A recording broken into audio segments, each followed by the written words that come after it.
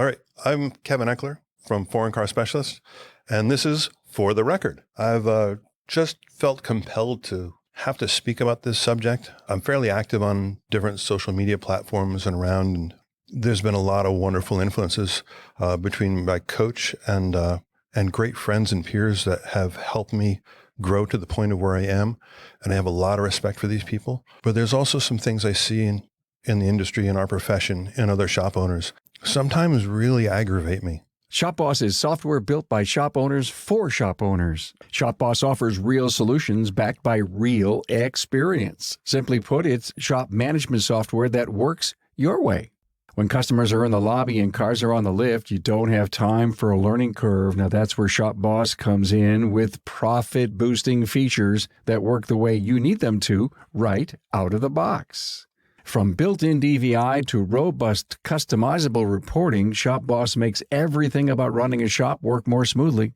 Plus, with their Boss Pay payments feature powered by 360 Payments, you can enter the era of totally paperless payments. From text-to-pay, remote payments, and consumer financing options to compliant surcharging, and now even offering PayPal and Venmo options, everything is built right into ShopBoss. Plus, everything is backed by a fantastic support team with one goal in mind: your success. Be the boss with ShopBoss.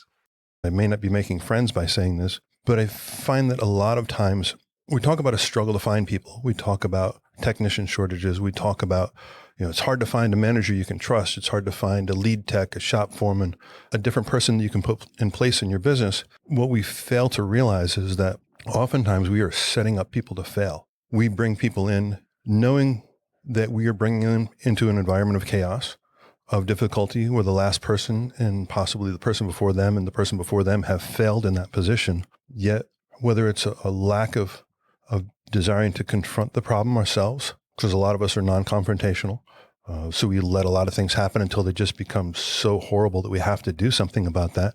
But we'll bring somebody new in and put all the expectations in the world on them that they should be able to quickly identify a problem as if they were fixing a car.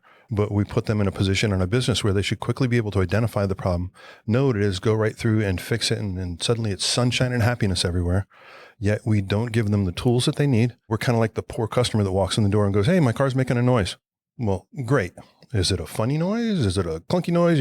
We give them very little information as to what they're walking into because we really need to get someone in that position. So we hard sell them on what a wonderful place it is that we have and how great it is to work here. But then we don't have real expectations of what they're going to be able to achieve. And we don't equip them with the tools that they need to achieve. And we don't set forth all the right expectations. When you bring a client in the door, you have conversations with them realistically about the things that their vehicles are doing, what their concerns are, and what they're worried about. And you, in your mind, put together a plan on how you're going to deal with and address their issues. And you set a lot of expectations up front as to what they can expect, how our processes go, how things happen, what their end result will be. But yet, with our own people, we fail to do this. So you bring somebody in and you basically blindside them with a whole bunch of stuff. And they either get so frustrated with it that they quit, or they fail in their position because we don't equip them in the ways that they need to be. We don't give them the support or the training because we don't want to make people not our friends. We don't want to step into the middle of difficulty. So unfortunately, we bring somebody in and then it's their fault and they fail. And then we bring somebody else in with them completely unaware that they're walking into the beehive of everything that has existed long since, and they're stepping into an old problem as a brand new person. And we repeat that cycle again, and we don't give them what they need, and we don't have the environment that we promised, and we don't provide the stuff that they need to be successful, but we don't like confrontations. So we're not going to get in there and wrestle with them and support with them and then own the problems that most likely we created. And we expect them to bring miracles into our shop. And then it all goes to hell again. And we think, God, are there any good people there? Is there anybody good out there, that we can find? And we may just drive some of these people right out of our profession. Where are the techs? Where are the managers? I don't know, but I've ruined 6 of them lately. Most of us are very intelligent, very intuitive, and we seem to forget to take all of the knowledge that we have in diagnosing and understanding and working on a vehicle. No matter how complex the problem is, we can usually analyze it and come up with a very straightforward repair or fix for it that is a permanent fix for it. But yet as an owner, we seem to have forgotten all of that, and we forget to apply the very same rules that make us very successful in one thing, that should make us very successful in another, but we just don't carry those same rules over to apply to the skills. Again, I think it's confrontation. I think it's personality. Not everybody loves working with the public. Not everybody loves telling somebody else what to do. Sometimes we're great teammates, but not great leaders. And the not fun part of being a leader is owning the responsibility of what has to happen.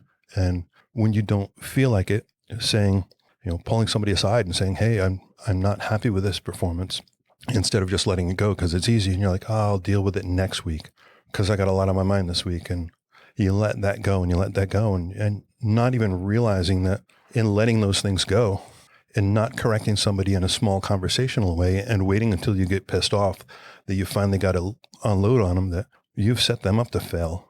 You've created the toxic environment that, as we see so many people ranting on social media, they're a toxic person, they're a toxic tech, they're ruining the atmosphere in the shop, they're ruining the culture, they're doing this and that. But if we sat and looked at ourselves and we realized that one of the ways I describe things with my wife, and she describes to me when we're talking about things, we'll talk about a situation or whatever. And I'm like, the picture you're painting is just what I'm interpreting.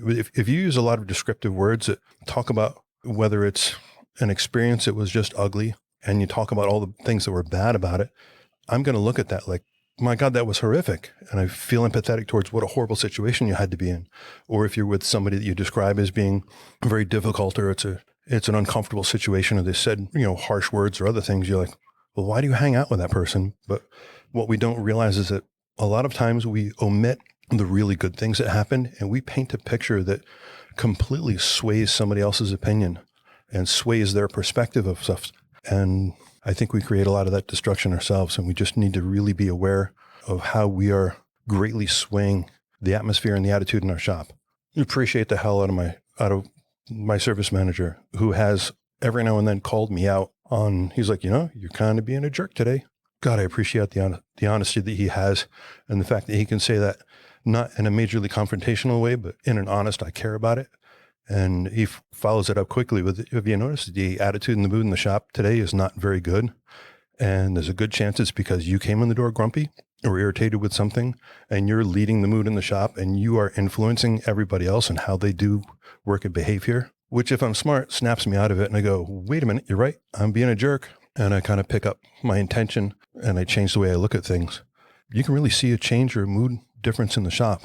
Getting back to the original point, when we bring somebody into a position during the interview process, we should be speaking about where we are right now, the struggles that we have, the difficulties that we have.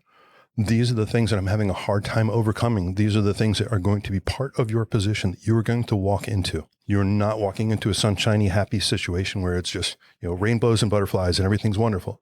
You're going to walk into potentially a difficult situation, and I'm relying on your strengths and your skills to be able to help bring the shop to the point where we can really actively chase after our vision of who we want to be. I think building the path towards success with that person, as well as the honesty about the difficulties of where we are, is incredibly important. And it's okay to be in a difficult situation, but I think you need to be honest about that it is a difficult situation. And I think you have to be honest about the path that you want to go. If you have no vision, no vision of where you want to be, if you have no goals in place and you just have an angry, pissed off situation, not many people are going to want to walk into that. But if you have goals and objectives on where you want to go, finding the right person will be a lot easier if they know what the challenges are ahead. And you may just find somebody that helps you achieve your goals and visions in a very successful manner, but you can't blindside them up front. So without rambling too much more, that's pretty much what I had to say. And this has been For the Record.